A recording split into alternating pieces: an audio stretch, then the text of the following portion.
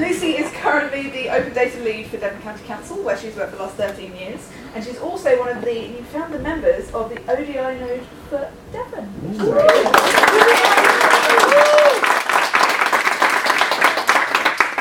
You can tell which of those I'm most impressed by. Okay, so title of my talk was Jargonauts Unite. You're probably saying, what's a Jargonaut? You're going to have to wait till card 3. Okay, I've done my preparation, but it's still in written form. So this is a bit about me, the way I work, why that's weird, and why I think we need more people like me. So a little bit of self-promotion, but that's okay. So I've got a colleague, a dear personal friend, and he likes to wind me up about being too much of a generalist. So the generalist is the kindest word he uses, unemployable. And he's a specialist. He did a degree in his chosen subject. He's worked in that for, I think, 27, 28 years. He's blindingly good at what he does. He's brilliant. And he's got the experience, he's got the qualifications. And if he walks into a job interview and they say, so, you know, tell us about yourself, what can you do? Everything he says is going to be crystal clear to the interviewer. Everyone's going to know what he can do and what they can expect from him. And that's great. And then on the flip side, there's people like me. I feel like maybe I missed out. I didn't go off to university at 18 like a lot of my friends. Life took a very different track, and I've done a bit of this, a bit of that. So if he's the expert, then I'm on the flip side. I'm an anti-expert. I'm the dark side.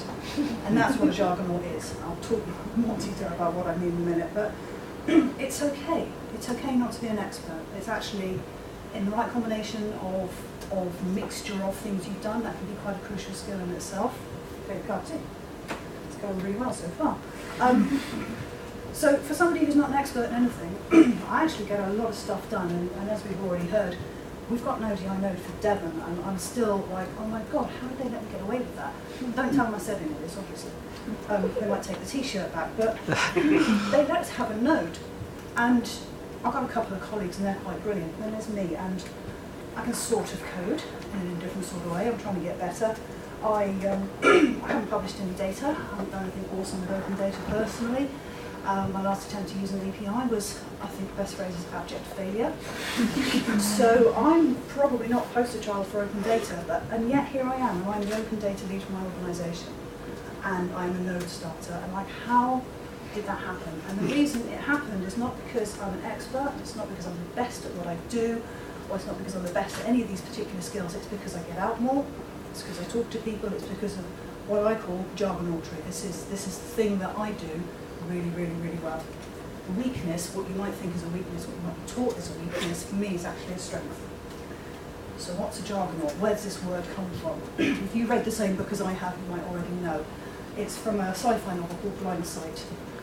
It's a really good book, but if you do go and read it, I'll warn you, it ends badly, everybody dies.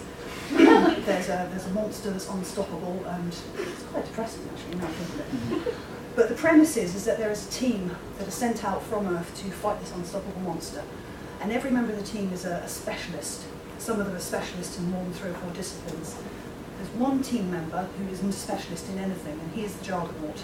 And his job is to report back and translate all this very specialised stuff back to Earth in a regular report. And that's what he does. And when I read that book, I thought, actually my job's a bit like that. I'm surrounded by brilliant people who are expert in what they do, and they do one or more things really, really well. And if you need to know about that thing, they're the person that you ask. But if you ask them what it is that's going on, what they're working on, sometimes you don't understand the answer. So you need a Jargonaut to get between them and you and translate what's coming back. So Jargonauts kind of sit on what I call the geek-wonk interface. They translate these things. I won't take credit for that, someone else came up with that phrase, but I stole it because I love it. The geek-wonk interface. Oh my god, 1 minute, wait, okay. Jargonauts make friends, they make connections, they make links.